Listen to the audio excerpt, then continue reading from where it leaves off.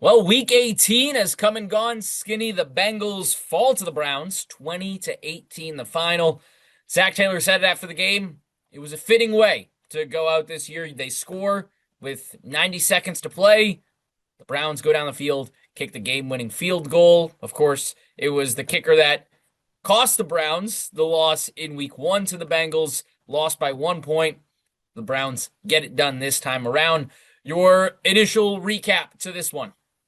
It was a fitting way. I mean, you had a season in which the Bengals, I can't say allowed, but had 9 defensive touchdowns scored against them, including 2 today with the pick six and the fumble recovery. Noah Fant had not fumbled in his last 5 years of football. Do you know that? He had not fumbled in 260 touches, and he has fumbled 3 times this year that have been scooped and scored for touchdowns. It's crazy. Joe Burrow's been had 3 pick sixes returned against him since he came back. I think there's a little anomaly there. Every one of them, it seems like, I mean, the Christian Benford play was absurdly good. The one today was fluky off of a tip and then the return. So just a weird, bad, ugly way to go out. And to your point, fitting. You have Evan McPherson, who's had a really nice bounce back year, and he misses 2 extra points today. One of them was tipped, but still missed 2 extra points today. And so and yeah, Andre Szmyt, it comes full circle. He blows the game in Cleveland and sticks with it. They stick with him, and he swats through a 49-yard field goal. What, Jan? Probably 250-yard extra points, I think, I something think they like were that. Because of the 48-yard extra points, then 48, the yeah, I mean 49er to win it. Yeah. that's crazy. But yeah, and maybe this is a good thing. Maybe this was the final. Yeah, we got work to do. We got to fix this roster. We got work to do, and maybe that's the best thing that came out of today. Well, yeah, it was, I don't want to say joking, but my comment after the score when the Bengals scored the Joe Burrow to Jamar touchdown was, here's your moment. You've talked about building momentum into the offseason. This is all of the momentum. Are you going to go in on a high note, or are you going to go in feeling like they are right now? And that's how they go into it. You brought up And to Joe your point, I mean, Burrow's. yeah, to your point though, I mean, the defense had dominated pretty much all day, literally dominated. Now, granted, it's Shedeur Sanders. They don't have a lot of weapons. It's not a very good offense. But even through all the trials and tribulations of giving up 2 scores by their defense and Evan missing 2 extra points, you're allowed to make a stop at the end. And maybe that's what was so fitting is that this defense, which has improved, you've seen individual improvement, you've seen overall unit improvement, couldn't get it done when it mattered. And I think that matters. Well, yeah, I mean, Shedeur Sanders was under 100 yards going into that final drive passing. They didn't run the ball particularly great today either. I don't think their leading rusher was more than 35. I'll check it right now. I think that's right. I think Yeah, Sampson had like Samson 35. 10 for 32. Yeah. They really had nothing going on offense up until that last drive where they just kind of dinked and dunked their way down the field and into field goal range, and you just needed one play on the defensive side of the ball to stop them. You had them on a third down. Jerry Jeudy makes a circus catch off of a couple of bobbles to get them into field goal range there. You brought up Burrow's 3 pick sixes. 8 starts this year for Joe Burrow, 5-3 record. All 3 losses, games where he threw a pick six. Just Crazy. again, not on him. They were all crazy, fluky plays, but it's just crazy to see and how small the margins for error are in the NFL, where plays like that can decide the game. Obviously, the big story today, both these teams already eliminated Skinny. We didn't have any playoff implications or anything, and they can't decide the playoffs like the Falcons Saints game somehow was able to. But Myles Garrett was the big story here, coming in with 22 sacks. He talked about how the Steelers preferred to, stop him from getting a sack than getting a win. That wasn't the case with the Bengals. They were playing to win this game, and they still couldn't win this game. But almost had him, almost held them the whole way up until about 5 minutes left in the game when he gets that sack.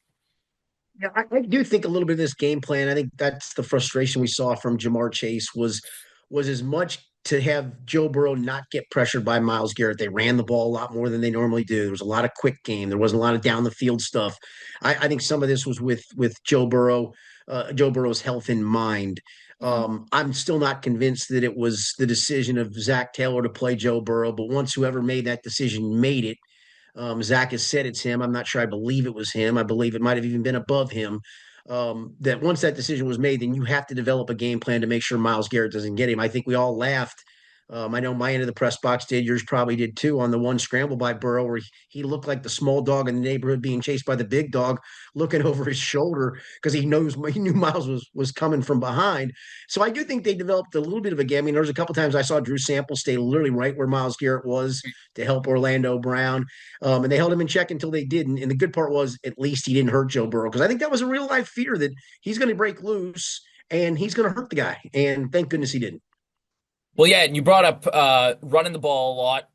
Even if that was a changed game plan from just to not get the sack, I mean, he was sack hunting early on. Oh There was yeah. zero contain on his end. They could run the ball all day long to that left side. And speaking of that, Chase Brown goes over 1,000 yards, first time in his career. What have you seen, this second half of the season where he's really got going and the line has gotten going too? Yeah, I think that's something you can hang your hat on. But we've seen this in the last few seasons where the running game takes a while to get going, and then it gets going. And you think, okay, they'll carry this into next year, it'll get going, and then it doesn't get going. I do think he's a terrific back. I think he's one of those guys they have to really think about extending here in the offseason. Hmm. I don't think it'd be a lengthy extension. Running backs don't get a lot of life in a second contract just because of their position, but I think he's different. I think he means a lot to this offense. I think he proved to be a legitimate weapon for this offense. The touchdown he had was his 11th of the year. And then T obviously had a TD. So I think they tied with 11 touchdowns each for the team lead. I think Chase is a big part of this offense and can be even more. I thought he was going to set the single season scrimmage yards record before the Yep. season started. He didn't get to there, but what he did over the last 10 or so weeks shows he's more than capable of that. So yeah, I think Chase had a great season. Yeah, that was your pick for breakout before the season started on offense. And I mean, I would say that was exactly spot on correct. I think he was the breakout performer of this offense. I think Skinny, your take was perfect on that. Could have been more though. There could have been a little bit more, especially if he had a faster start. I don't think that fast start or that lack of fast start was on him. That's when the offensive line, as we Yep. know, was struggling. Yeah, and so now you brought up extension for him potentially. Of course, Bengals fans are looking for Dalton Reisner as well, who really picked up his play He after did. coming back from that injury. On defense, got to look to extend some guys, but also need to go in a lot of new directions. One of those is the draft. So with the loss, we know top 10 pick is secured for the Bengals. It's defense, defense, defense all 3 days of draft day, correct, Skinny? Yeah, unless you address a chunk of those needs in free agency, and even then, I still think you have to do. To your point, you have to do. I mean, on offense at the moment, could you use a better third wide receiver, more dynamic than Andre? You probably can. I don't think it's a necessity because I do think if Eric All comes back, you can use more two tight end stuff, and Gesicki's kind of your third wide receiver. I don't think it's pressing. I think you need a swing tackle, a legitimate back. Cody Ford is probably not that guy. He's probably a better receiver than he is swing tackle. He's a good depth piece still, I think, to have around as a guard tackle. You probably need a little more depth at guard. Although, again, if you sign Dalton Reisner, which I think should be in, I think it should be in the top four priorities, but I think it should be close to that. Of gives you time for Jalen Rivers to continue to develop. Maybe get somebody else in the pipeline. Lucas Patrick can certainly be groomed as the backup center, fourth guard. So I think you're pretty well set on offense. There's a little piece here and a little piece there, but to your point, I think a lot of the focal point has to be both in free agency and in the draft on defense. And that includes a three technique tackle. It includes more help at edge rusher, probably includes a veteran linebacker in free agency that just gives you the flexibility if you don't completely like what you see from Barrett Carter, Demetrius Knight next, training camp and in the offseason. Like they're not ready. They one of them hasn't taken a step, and let's just slow it down a little bit, get somebody else in there. You probably need a slot corner. I think you're set at outside corner with DJ Turner and Dax Hill. To your point about extensions, they're both up after Yep. 2026. And so you got to start looking at least extending one this offseason, if not both. And it's clear, no matter what Al Golden says, and I know his comments were blown out of proportion to a bunch of us writers on Monday, where he talked glowingly of Geno. He never once said Geno's had a great season or Geno's playing well. It was all about Geno's communicating and he's getting guys in the right spots and he's getting us set. Okay, that's all cute. That's all nice. That's all something that keeps you from rolling a guy under the bus. But it's clear they need legitimate help at safety too. Yeah, and there was another moment today where it's becoming a weekly Yep. occurrence of a Geno Stone missed tackle, and it almost killed the Bengals before they had Yeah. any chance of making that comeback. Thank God Miles Murphy was there to chase down Shedeur Sanders, but third and was it 17 or 18? It was a And lot. And he almost spins out for a first down. Yeah, got him 1 yard short because of Myles Murphy making that tackle. But Geno Stone on the sideline, there was the one earlier this year with Darnell Washington, and with that one, it's like, all right, that's a big dude. But I mean, it's Shedeur Sanders. You have to, go up there. You have the quarterback in the open field. You got to lay the boom on him.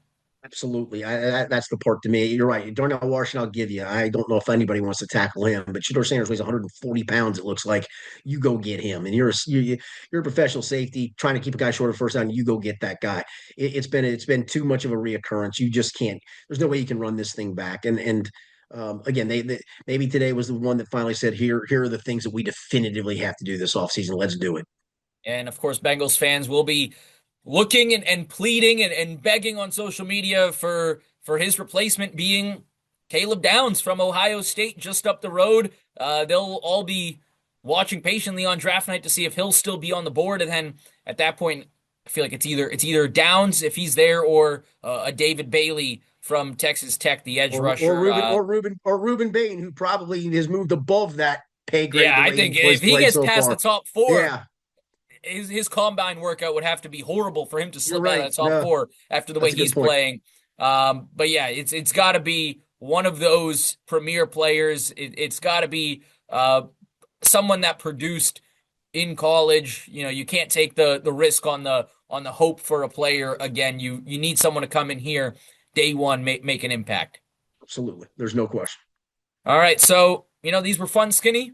We didn't get to talk about a lot of wins, but always great talking to you after these Bengal games. Week 18 in the books, 20-18, lost to the Browns in the Battle of Ohio to finish the year at 6-11. Well, we'll see you around draft time, Skinny. Absolutely. Thanks, Johnny.